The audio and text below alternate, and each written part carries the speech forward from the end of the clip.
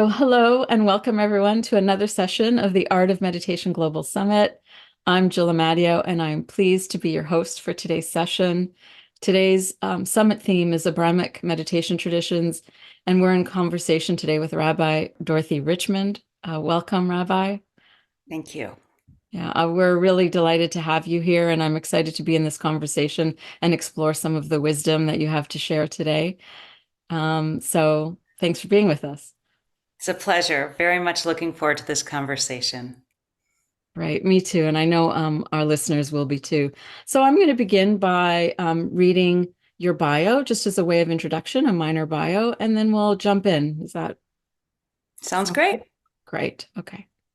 Dorothy Richman serves as a rabbi of Makor, or Jewish meditation, with her mentor Norman Fisher, and as rabbi emeritus at Congregation Beth Shalom in San Francisco, where she worked with her mentor Rabbi Alan Liu. She also teaches as a faculty member at the Institute for Jewish Spirituality. Dorothy is a soulful leader of traditional and creative ritual and released an album of original music called Something of Mine, available on Bandcamp. So, welcome, Dorothy, again. And as we explore meditation through the lens of the Jewish faith, which I think is, or Judaism altogether, I think is really an interesting conversation to have. So maybe we can begin right out of the gate, right at the ground of that. So how does meditation fit into the Jewish faith? And how would you describe meditation in the Jewish tradition? That's a really interesting question, and it could be answered a number of different ways. And with your permission, I'm going to try to say two different things about it. One is that in Judaism, we have ancient texts that give evidence of a contemplative tradition with practices that engage contemplative practice. For example, in a text which was edited around the second century, but is much older, we have this teaching that the ancient pious ones would tarry, would sit, would wait for an hour before they would begin their prayers in order that they could have intention for their hearts. And so this sounds very much like what we do to sit, to tarry, to wait. And yet what we don't have in our textual tradition are the mechanics of what they were doing way back then. We don't have the mechanics of what their practice looked like, because often this was transmission that happened one-on-one from teacher to student. And unfortunately, because of the tremendous continual exile of the Jews and different experiences of oppression, certainly culminating in the Holocaust recently in our contemporary time, we lost a lot of that one-to-one transmission. And so there is a native contemplative tradition in Judaism, practice in Judaism. And we have all kinds of texts that show that people were engaged in different contemplative and arcane pronunciations and mantras of different texts that we have. We still don't have anything that looks like a step-by-step how-to for specifically Jewish meditation. And so that's the first part, that we have this tradition, but that the chain of transmission was broken for practical instruction. The second part of that question, and I think it's evident just even in some of the teachers for this summit, many of them happen to come from a Jewish background. Many teachers of Eastern practice here in the West have come from the Jewish tradition. And so many of my teachers um, who who have brought Eastern traditions to the West, whether they have done it in a Jewish context or not, they have been influenced by other religions and other religious traditions. And so the way that Jews are currently practicing meditation is highly influenced by other spiritual traditions today. And this is just true. For example, my two mentors founded Makor or Jewish meditation together. They had practiced Zen meditation together for years and years. And one, Norman Fisher, became a Buddhist priest and teacher while still being an active Jew. And the other, Rabbi Alan Liu of blessed memory, became a rabbi who incorporated meditation into his specifically Jewish practice. And so when we practice as Jews these techniques that we have gotten from other traditions, we name that. And then it's also true that Jews, because of our history now of centuries of being in different countries and cultures, we tend to be influenced wherever we were. And so this is actually now a part of our culture to take the best of what we're seeing and to apply it. To maybe just close off, I want to maybe drill down on what my teacher, Rabbi Alan Liu's vision was specifically for how meditation could work in a Jewish context, meditation that he learned in Zen Buddhism. And for him, I believe his ideal was that the practice of meditation was a tool, like those ancient rabbis I first referenced, who would sit for an hour first and then do whatever Jewish ritual or prayer that they might engage. They would do it from a deeper place, a clearer place. And so I think that idea of meditation as a tool to get deeper into whatever unitive spiritual practice is one that I take with me into my specifically and personal Jewish practice. Fascinating. That's really helpful, this kind of evolution of spirituality in some ways, how it stays current and modern and relevant in that it's able to actually be infused by the influences in the culture and still stay true. So from that point of view, then, you know, are there practices that are traditionally done or that you do yourself, that you like to infuse into your textual study or your textual practices or tradition, I should add, that you have found particularly transformative? It's a great question. And I think for me, one of the important practices that has infused my understanding of text and my ability to enter ritual more fully is simple sitting practice, which I experience in many ways as hanging out with God, as just like hanging out with the divine. And there's a certain element of surrender to that, of just letting go. But there's also, I think, more specifically a sense of allowing myself to be accompanied, allowing myself to experience and feel that accompaniment. And in the language of meditation, to open my awareness to the truth of that accompaniment. Then once I do that, everything else is transformed because I'm transformed. My experience of the world is transformed. In Hebrew, the way to say to pay attention, right? I don't think we think about it in English, those two words, how they combine together as a phrase to pay attention, right? That's what we do. In Hebrew, it's lasim lev, which is very suggestive. It is to place the heart, right?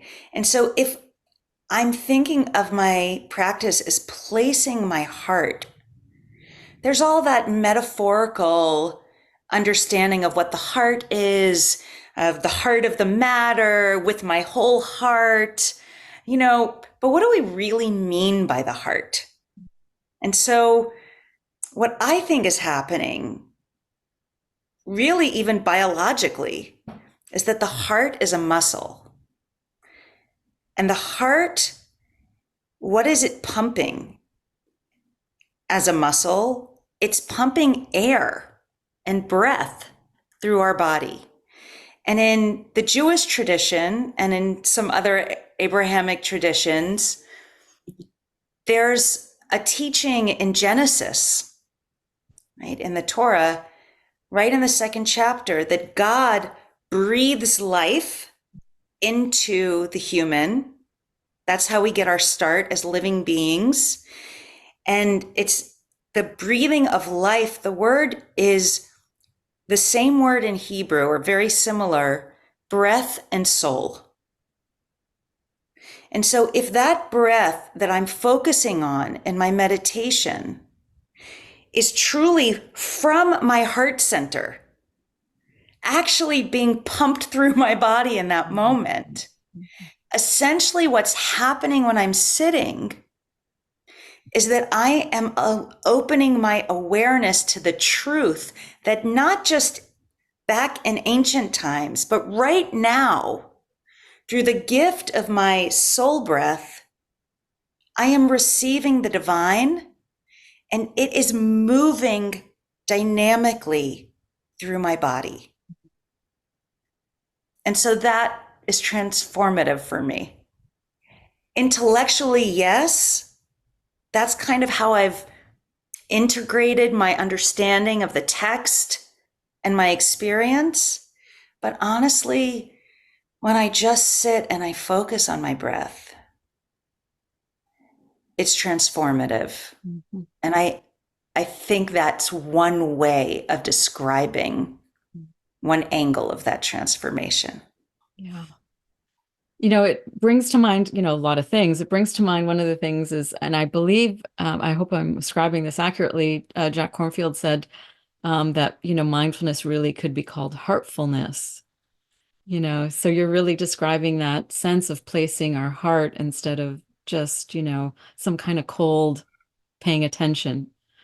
And I was reading recently that, in some ways, Hanukkah, the idea of like lighting a candle every night incorporates this notion of mindfulness because that's, it's inherent in the practice because in the lighting of the candle, there's a moment, right? And we, traditionally think of in meditation, these moments of mindfulness. And so, speaking back to your original notion that, they would sit for an hour before practice or before, engaging.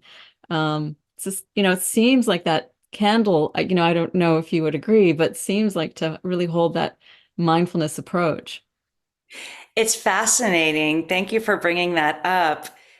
It's fascinating. There's a prayer that is found in a 6th century text. It's probably much more ancient than that, that we say after we say the blessings for lighting the candles. And it begins, Hanero Talalu, which in Hebrew means these candles, right? Not some idea of candles, but like these that are right in front of me, these candles, she'anu madlikin, that we are lighting, right?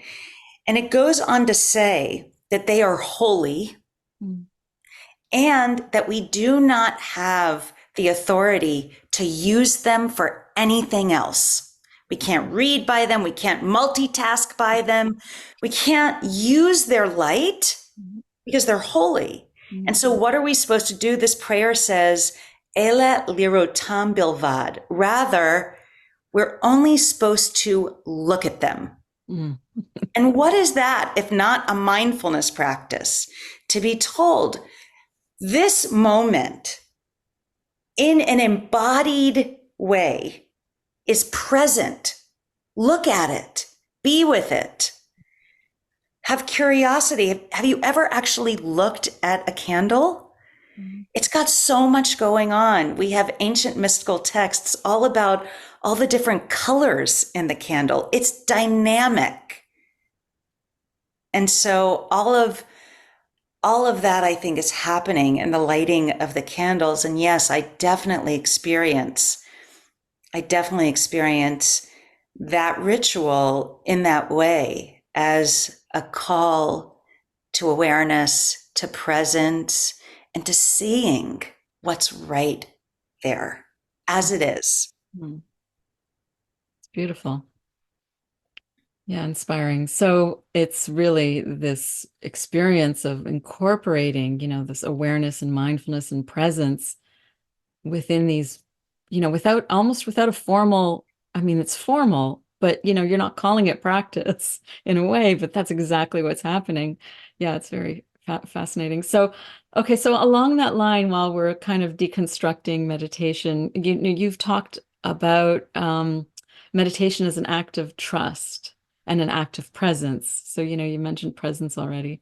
So maybe you could expand on that for us a little bit. How is meditation in your tradition or in your experience a practice of trust and presence? And how are they cultivated? How is trust and presence cultivated through meditation? And what happens when we're practicing? Sorry.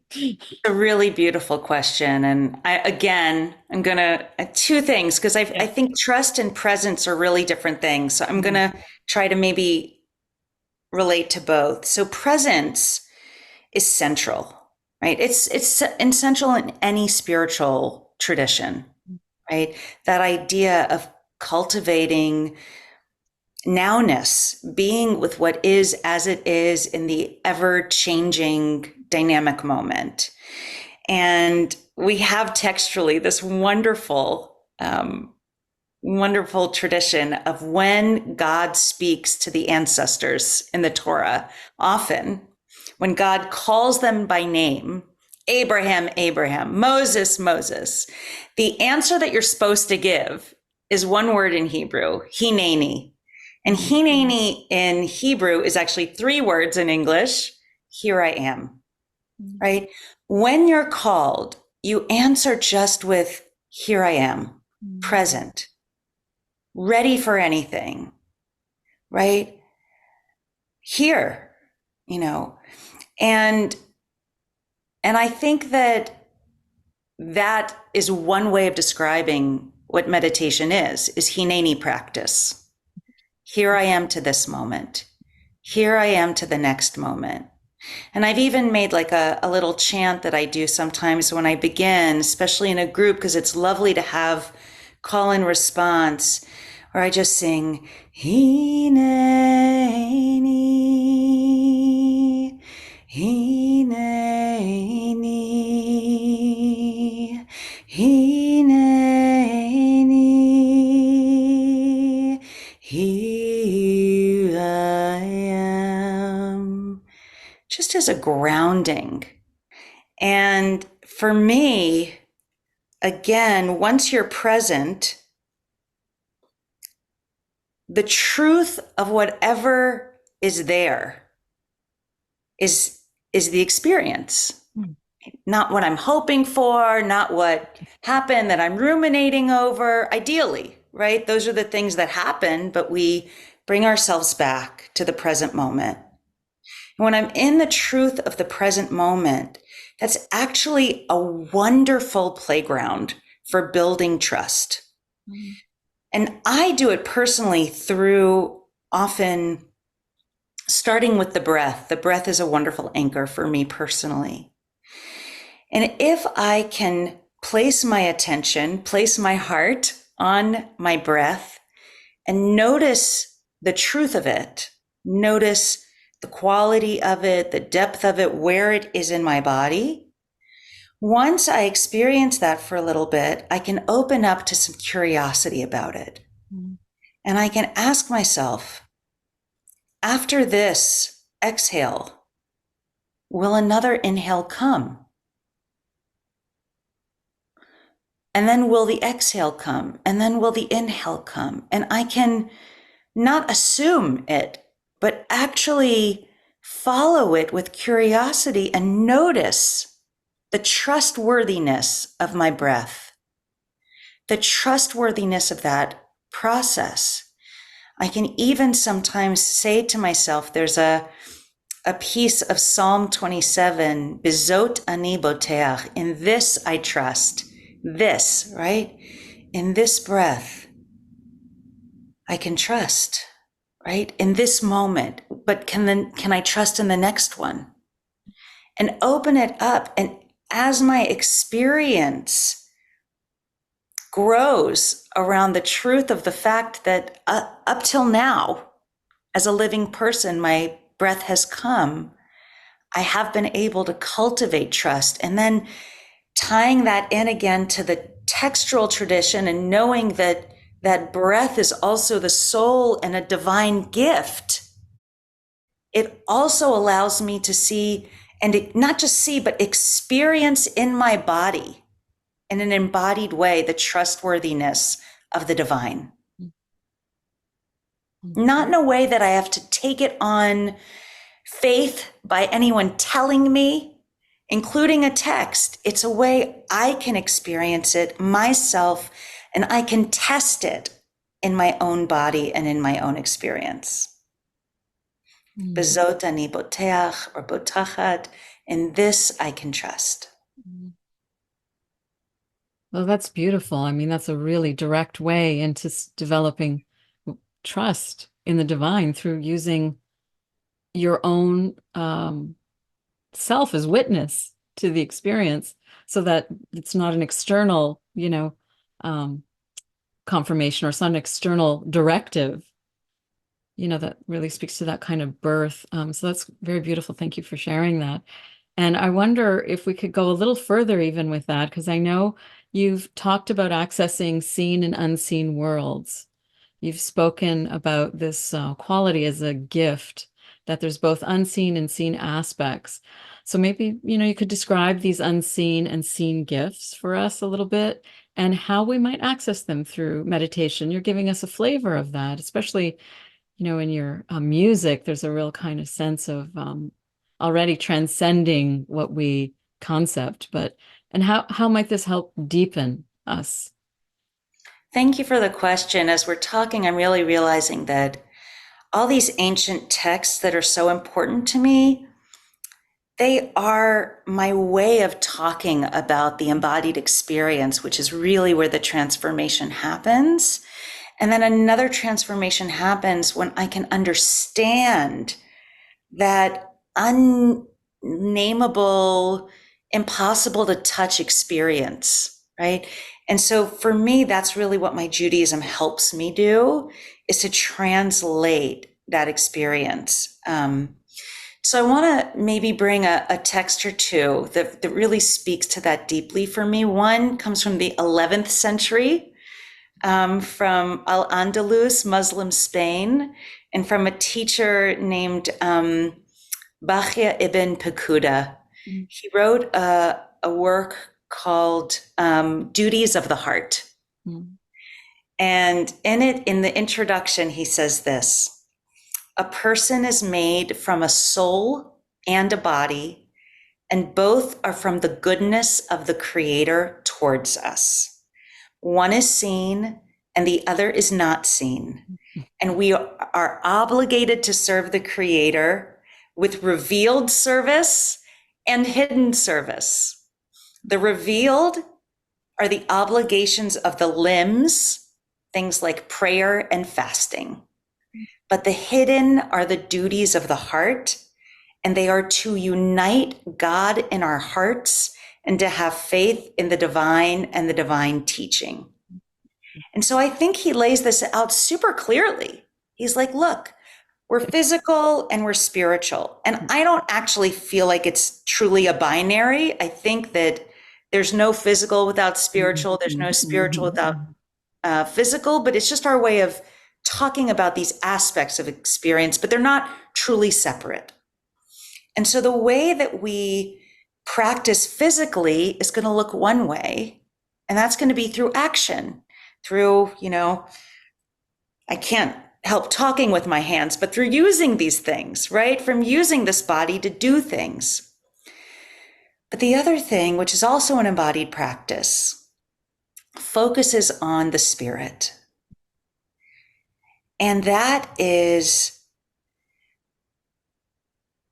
to know true interconnectedness, to know the divine, which in our tradition is the one, capital O, right? The oneness. And so I really think that that spiritual obligation, that spiritual responsibility is the true knowing and again experiencing that oneness, not just knowing it as an idea or a category or a philosophy, but experiencing I am actually not separate, but I am a part of this world. That's part of our spiritual obligation. The Babylonian Talmud, which was edited between the 400 and 600 CE, has another beautiful way of saying this, which I really love and has been very influential to me. And it teaches that in every human being, there are three partners in the creation. Two biological partners, and they contribute all of the physical things. There are lists of they contribute the hair and the teeth and the nails and the limbs and the organs, right? But the third partner is the divine. And the divine contributes the soul, awareness, all of the non-tangible emotion, all of the intangible, unseeable, true parts of ourselves that animate all the rest. And so I think that this, again, as long as we don't trick ourselves into feeling that these are true binaries, that there's the physical over here and the spiritual over here, and one's better than the other, right? Or as long as we don't fall into that, I think it can be a really useful thing to think about. Oh, what is the spiritual part of me? What are my obligations there and opportunities? And then physically, materially, what are my obligations and responsibilities? Wonderful. It's really such an interesting way of thinking of seen and unseen, and this kind of amalgamation of things that we are, that we bring to life. So from your experience, if someone's listening now and they're saying, well, how do I know in my practice if I am in fact in contact with the divine, or if I'm actually, as you say, hearing God speak and able to say, here I am? What are markers, would you say, of genuine progress on the path? And what transformation might they see in themselves that might give them a little sense of encouragement that they're making some progress, and that, they are in fact opening more towards this unseen and seen divine sense of connection? It's a really great question. In my own experience, right? When I practice, I can bring a question to my practice, right? And if my question is, am I doing this right? Or how do I know if I'm doing this right? Right? Then I can just engage the practice, right? And you're like, oh, I must be doing it right, right? Because what I'm doing is I am inclining my attention to an anchor, right? If that's the practice, right? If it's an attention practice, I'm taking my intention to be in this current moment, and I'm using my bodily awareness to help me anchor there. And then the question is, I accept that I'm doing it correctly because I'm doing it. And then I will ask, at the end, notice what's true. How do I feel? How do I feel at the end of it? Right? And sometimes that might not always be calm, fabulous, wonderful, right? But I might have a lot of resistance even in my practice. But even coming to the knowledge of the truth of that resistance is helpful and important for me to know. And I'm like, oh, okay, so there's a lot of resistance today. Okay, that's probably good for me to know. I might not want to open up a really deep conversation and difficult conversation with someone today, right? Or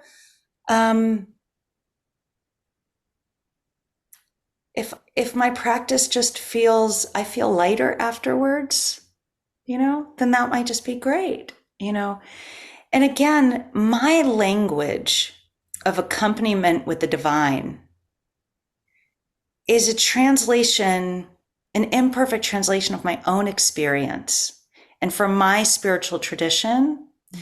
And I don't think that it's a goal, right?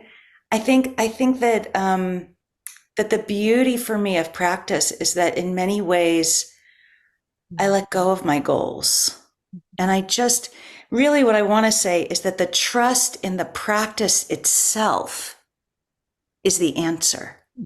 Right? By trusting the practice itself, I'm again building trust in the breath, in the divine, right? In all the parts that make the practice possible. But over and over again, each time I sit on my cushion, it is an expression of trust in the practice itself, one that by now I've earned, right? And I have experience with to say, yes, if you do this, it's going to be a good thing for you, even if it's not a pleasant thing. But even sometimes I still have to have curiosity. Is this a good thing? Do I trust this practice? Can I trust this practice? And the only way I can answer it each time is to let the question go and engage the practice. Amazing, interesting, like really looping right back to that experience of trust, like this candle, like, this practice Yes, with this this one is moment. right. Right. Yeah. Just such a trustworthy guide. It's a good word, trust. Such a trustworthy guide that is, like just It is. And then I also want to say, because at the same time, I think it's also a different kind of trust than the trust that sometimes we think of, which is like a uh-huh. blank check. Right. Because there's a lot of skepticism slash curiosity in it. There's a great Hasidic story of a rabbi um, who went up to a guy on the street and he said, "Are you going to lay tefillin tomorrow morning?" Which is a ritual where you put this box that has a piece of the Torah inside of it. And the guy looks at him and he goes, "No." And he goes, "Ah, you're a scoundrel." His name is the Kutzker rabbi. And then he goes up to another guy and he goes, "Are you going to put your tefillin on in the morning?" And he goes, "Yeah." And he goes, "Ugh, you're an idiot." And then he goes to the third guy and he says, "Are you going to put your tefillin on tomorrow morning?" And the guy goes, "It's a good question. I mean, I put it on this morning. I put it on yesterday morning. I generally put it on when I'm supposed to put it on, but tomorrow? I don't know." And he goes, "You're a righteous one," right? And so the practice, it's great that the practice has worked for me in the past, but ultimately, that trust that I built up needs to be tested in the moment. Is it still true? And I don't want to assume, because if I am, then I'm in the past and I'm in a past moment. And this moment is the one that I'm in now. He nanny, here I am. Yeah. Love that. Love that story too. It's, so beautiful. It has a real kind of Zen koan kind of feel to Yes. it. It's just, of course. Um, so I mean, kind of shifting, but not a little, just a little bit, but in terms of our conversation, just around community, practicing in community. I just wanted to, you know, um, talk about that a little bit because meditation is so often considered a solitary journey, right? Something we do alone. And yet it feels like it's, and please correct me if I'm wrong, but it feels like it's deeply rooted in community in the Jewish tradition. So, first off, is that true? And, if so, how does communal meditation enhance this kind of individual journey? Because you certainly spoke to moments where we would be mindful and practicing alone, but also there's this kind of community aspect. So how do we do that? How do we practice together? And what is happening in us when that is, uh, when we're It's a great engaging in it? question. It's such an important Mhm. question. A lot of Jewish ritual, especially Jewish prayers in the plural, and we can do it by ourselves, but really there's certain prayers we can only do together in community. Mhm. And I think the experience that I experience in communal spiritual ritual in general is this idea of alone together, right? We are absolutely together and we're doing the same thing. Maybe from the outside, it looks like we're actually doing the same thing, but almost never, if ever, are we having the same experience. We are each having a completely individual experience of that together. Yeah. And so, in that way, we are both alone and together. And in my own practice, life, and learning, being in community when I practice has been of the utmost importance. It's just helped me, especially when I was starting, but now still to sit in a room with others. It's shocking how different it feels, how immediately different it feels. I feel so immediately more grounded and deepened in my practice. And I will tell you, it has been a miracle to me, a wonder and a miracle every time that I've been on a Zoom meditation, a Zoom retreat, and how I don't actually need the other people in the room physically. Mm. Because I might have thought it is actual our breath and our breathing and our physical presence. Of course, that matters. But it's shocking to me how just being with another box on my computer, a set of boxes, actually deepens my experience of practice and my ability to feel connected and feel connection and feel rooted in practice. It, to me, is a wonder and a miracle still. I don't know how it happens. How is it that that connection feels tangible and is experienced as tangible? It must be a mystery of the spirit. Yeah. Right. I mean, I think, we've probably given our Zoom life these days. We've all experienced the magic of that. Maybe even this moment. There's a sense of, community and connection and listening to you speak and the energy that you're drawing forth, this kind of beautiful communal quality. And it makes me think about you know, um, your creative life as a songwriter and performer in that way. And I wonder if you might share something about that. I know that, I'd be really curious to hear how yours how that that has this kind of community quality because you're usually sharing that, and how that's evocative of meditation and in any way. It's an interesting question, and I think that for me, it all dips into the same sense of source Mm. as resource, and that in the same way that my sitting allows me to be in touch with the source and with my community in that alone together way. Singing together does the same thing. It allows me to place in my breath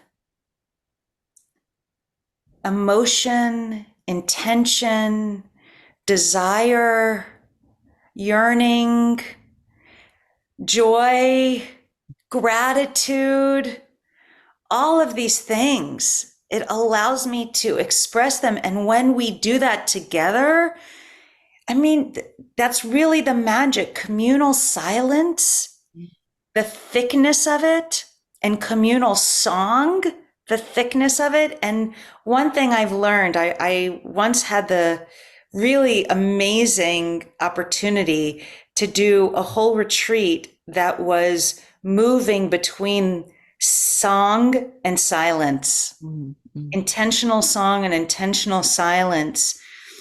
And they're not in the same way that body and soul aren't different. Silence and song aren't different. Silence is intrinsic to song. Right? And when we all sing together, I really invite you to notice if you can just wait a few minutes after the song and just be in the thick silence that's been created. It's magic. It's magic. Thick silence. No, that's a beautiful image. If you don't have a song called Thick Silence. Not yet. I mean, and it really does echo this, I mean, we hear it now in neurobiology a lot, this idea of co-regulation. It's incredibly Yeah. powerful, so much so much more access to grounding when we're with other people. And I think, that shared experience is so beautiful. So it's lovely to hear you talk about it. So, is there anything that you feel you'd like to share that, you from your heart or from your inspiration around practice that perhaps you haven't had a chance to say yet? I I have a teaching that as a teacher is really core for me. And it also comes from the Talmud. Um, and the teacher talks about when when he walks into the house of learning and when he leaves the house of learning, he says a prayer each time. And his students ask him, what do you say? And he says, when I walk in, I hope that I haven't created an obstacle for anyone. And when he leaves, he says, I give thanks for my portion. And I really feel that as a teacher.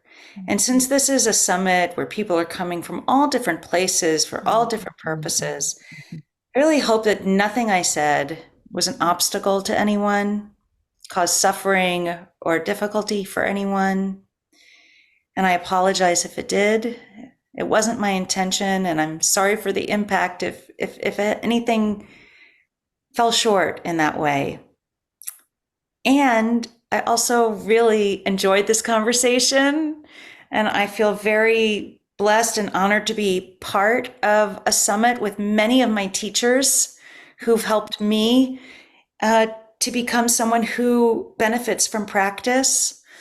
And as I was thinking about my intention for this interview, I was really thinking, I just hope that in any way something can open up for someone else the benefits of practice that I receive. It's been such a gift to me in my life. And so I hope that others can deepen in the joy and the solace and the meaning that I found in practice and community. Yeah. Thank you. That's incredibly touching and it's humbling and heartwarming. So I will share in that aspiration with you, if I may. It's been a joy to be in conversation with you. And we're just so delighted that we were able to have this conversation with you. I know I fully enjoyed our time together. So as we're wrapping up, where could people find out more about your work or connect with you? Should they be inspired by this conversation and want to reach out? Thank you, Jill. Thank you so much for the conversation. It really has been delightful and helped me to a few aha moments for myself. So I appreciate that. My website is currently being reimagined. And so the best way to reach me, if you'd like to be on my mailing list and hear about teaching and retreats and other opportunities, or the retreats and teaching of Makor Or, where I teach with Zoketsu Norman Fisher. You can send me an email to Rabbi Richman at bethsholemsf.org. And I will be happy to make sure that you receive information about any events and programs that we will be offering. Thank you so much. It's so generous. So it's hard to say goodbye, but thank you so much. It's been a pleasure. Please be well. Thank you. Thank you, Jill. Be well.